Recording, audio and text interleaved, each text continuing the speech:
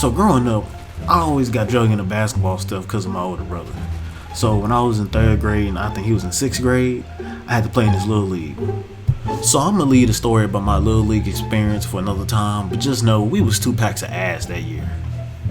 So about 4 years later, my little league coach is starting the AAU team for 7th graders and JV. I ended up going to their tryouts because of my brother, and I ended up trying out myself just because I was bored. It was clear that I was not going to make the team, and I was okay with that.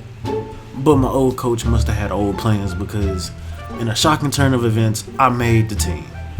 So I'm excited about getting into these tournaments and playing some games, and that's when my coach tells us that we're going to do conditioning training before we even touch a basketball court.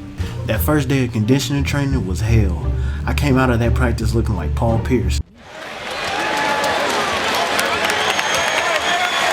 Certainly not the sight the Celtics and their fans want to see. Paul Pierce in a lot of pain, had to be carried off. Then they put him in the wheelchair as he's going back to the locker room. Obviously in a lot of pain, can't walk off.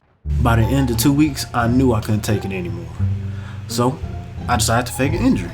To be fair, I did feel some pain in my foot, but I decided to run with it as a full-blown injury.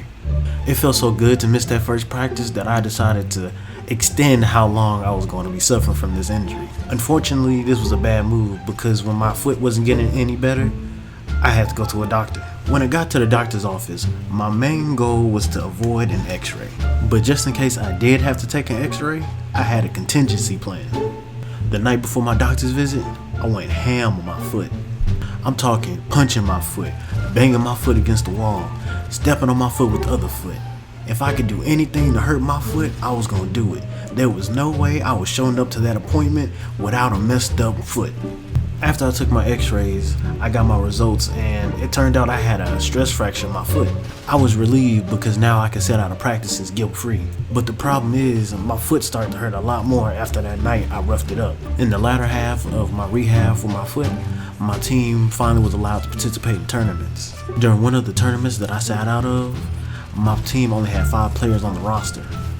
This eventually became 4 as one of the players fouled out in the 3rd quarter.